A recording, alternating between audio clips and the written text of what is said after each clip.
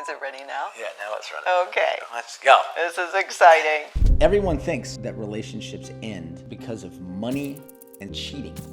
But they don't. 50% of people still get divorced in this country. And for second marriages like us, it's actually over 65% that still get divorced.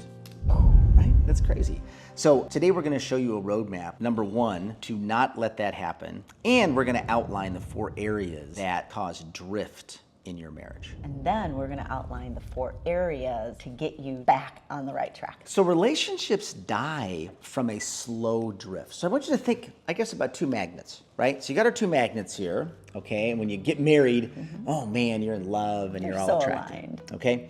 But then things start to happen. And what happens is when magnets slowly turn away from each other over time, they don't attract anymore. They actually start to repel. We hear this all the time from couples. After this period of time with these distractions, 3 to 5 years, and they don't even know who that other person is anymore. This happens in every relationship, happens in a friendship, but happens in a marriage. Life gets really busy. You plan your career, your money, and your finances, but how about your relationship? Divorce isn't the result of a bad plan.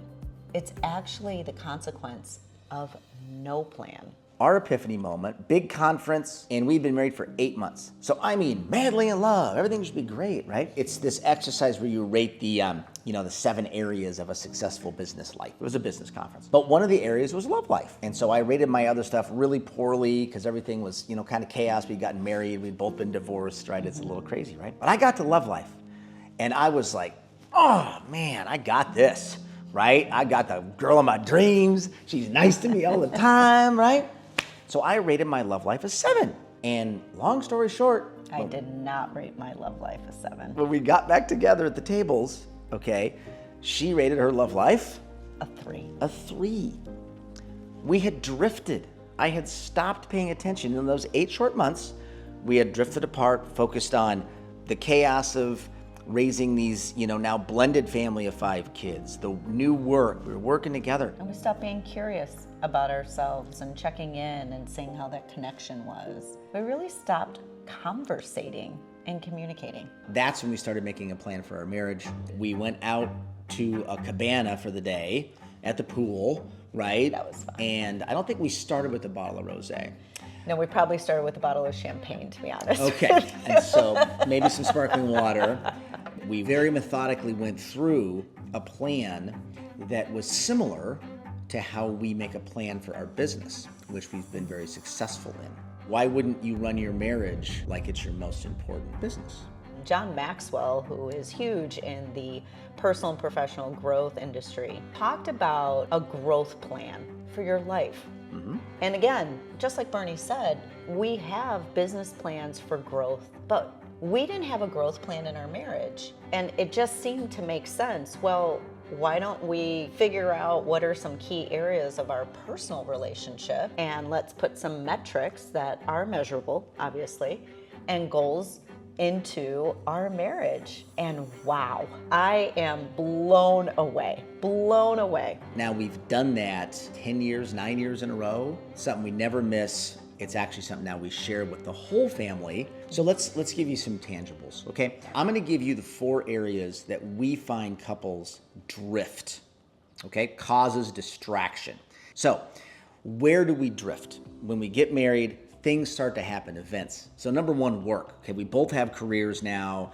At this day and age, most couples, both husband and wife work. The kind of pursuit of that career really starts to distract and, have you drift away. Number 2 is kids and family. So not just your own kids, but sometimes parents, in-laws. Think about the holidays. Where are we gonna spend the holidays? And grandma and grandpas on both sides are arguing and mad, and it ruins your entire holiday when it should be a fantastic holiday. Technology nowadays is a big new one, right? So we're on our phones way too much. We're comparing. Like, how come we haven't done enough? How come they have a nicer car? Gosh, Bill and Susie moved to that nice suburb and we're still in this little condo, okay? It causes, some drift and dissension, right?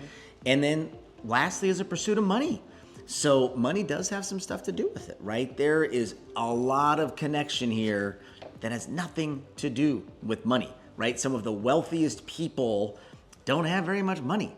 That's all there is to it. So here's an example of distractions that lead to disconnection, right? This drifting. I play golf a lot. I love golf. Yeah, he's really She's good. very supportive of golf. I love that he enjoys golf, being out with the guys. It's all great. They're outside, he's being active, but I would really miss him.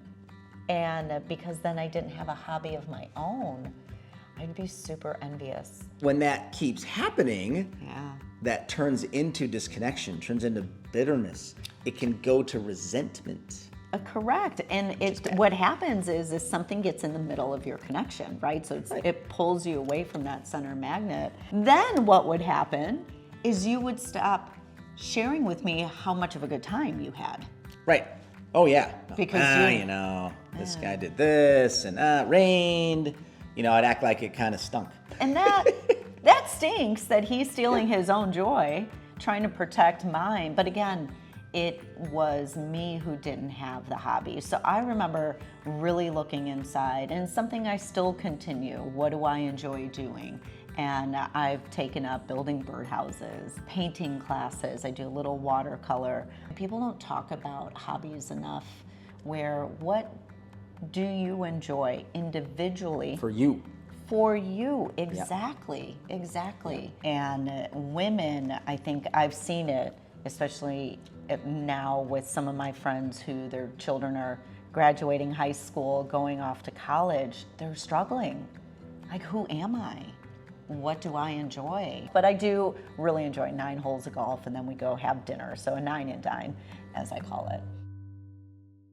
Instead of being distracted and drifting in these 4 areas, we decided to replace it being directed in 4 other areas: mind, body, values, and emotional connection. We're being intentional and looking at these 4 areas so we grow our marriage and our best relationship. So what could you do tonight? So one challenge is to sit down, right, with your significant other, and in these 4 areas, assess, are we growing here or are we drifting here? You don't have to solve everything, okay? You're just identifying a drift so you can start to get a little intentional about it. So tonight, ask your spouse that question. Matter of fact, get a little 3x5 card out. If you don't have a 3x5 card. 3x5 card, or your phone. Get your phone out. Ask that question.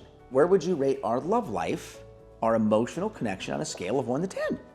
Good question. Write it down and then compare and see if you're disconnected. Mm-hmm. We are really connected these days. Yeah. Super connected. We're very intentional about it. And if you want to learn how to stay connected, be intentional about your relationship, hit subscribe, because we're going to walk you through it every single week with little tactics and tidbits and even a few love nudges and suggestions along the way. Where's that magnet? That's right. That's right. High five and stay connected, my friends.